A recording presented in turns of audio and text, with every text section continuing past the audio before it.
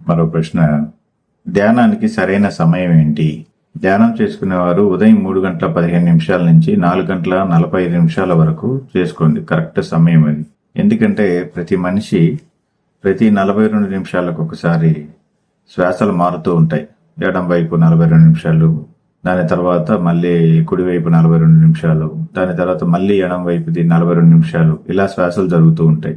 కానీ ఉదయం పూట 3:15 నుంచి 4:45 లోపు మాత్రం 2 ముక్కల ద్వారా ఒకే రకమైనటువంటి శ్వాస వస్తూ ఉంటుంది. అంటే లెఫ్ట్ బ్రెయిన్, రైట్ బ్రెయిన్ ఏకకాలంలో పనిచేసేటువంటి సమయం. ఆ రెండు కలిసి పనిచేస్తే మీరు అసలు ఏవైతే మేనిఫెస్టేషన్ ఉందో అవన్నీ చేసుకోవచ్చు. అందుకే ఉదయం పూట ధ్యానం అనేది చాలా శక్తివంతంగా పనిచేస్తుంది అందరికి. ఎందుకంటే 2 బ్రెయిన్స్ ఒకేసారి కలిసి పనిచేస్తుంటాయి. సో మీరు ధ్యానంలో స్వీకరించినటువంటి ఎనర్జీని, మొత్తం ఈ విశ్వం యొక్క ఎనర్జీని, ఈ డివైన్ ఆర్డర్స్ని, డివైన్ యొక్క ఎనర్జీని మొత్తం కలిపి చాలా శక్తివంతంగా లోపలి అన్నీ కూడా ఆ తేజస్సుతో పనిచేస్తాయి.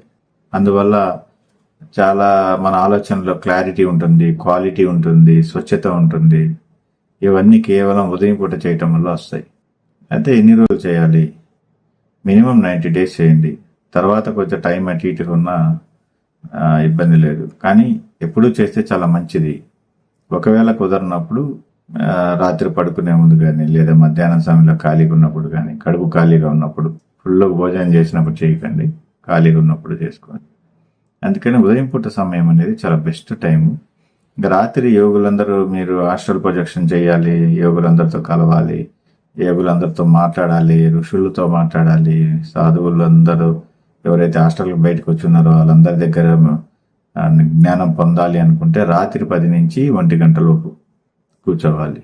వాళ్ళు అదే సమయంలో తిరుగుతుంటారు భూ ప్రపంచం మొత్తం. మీరు హాస్టల్గా బయటకు వచ్చిన తర్వాత వాళ్ళతో మీరు కన్వర్షన్ స్టార్ట్ చేయొచ్చు. ప్రారంభంలో జరగదు అది, తర్వాత కొంచెంగా మీరు కూడా నేర్చుకుంటారు, తెలుసుకుంటారు.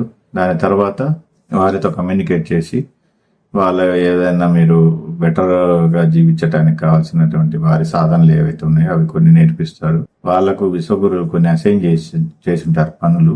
ఆ పనిలో భాగంగా వాళ్ళు ప్రపంచం మొత్తం తిరుగుతుంటారు అనమాట. ఎంత పెద్ద సబ్జెక్టు. ముందు మీరు ఉదయం 3 గంటల నుంచి 5 గంటల్లో ప్రశాంతంగా ధ్యానంలో కూర్చోండి. జీవితం చాలా మహోన్నతంగా మారిపోద్ది, సందేహం లేకుండా. చాలా గొప్ప స్థితి వస్తుంది చాలా తక్కువ కాలంలోనే. నమ్మి చేయండి, ఖచ్చితమైన ఫలితం లభిస్తుంది. ఇది పూర్తిగా భగవంతుడికి సంబంధించినటువంటి, భగవంతుడితో మమేకమయ్యేటువంటి, ఈ విశ్వం యొక్క మేధస్సుతో మమేకమయ్యేటువంటి ప్రాసెస్. ఇక్కడ ఎటువంటి పరిస్థితుల్లోనూ లోపం ఉండదు, భయం అవసరం లేదు. ఇది చాలా స్వచ్ఛమైనది, సత్యమైనది. ధ్యానం అందుకే గొప్పది. లోకా సమస్త సుఖినో భవంతు. సర్వం కల్విదం బ్రహ్మ. శుభం భయాత్, శుభం భయాత్, శుభం భయాత్, శుభం భయాత్, శుభం భయాత్.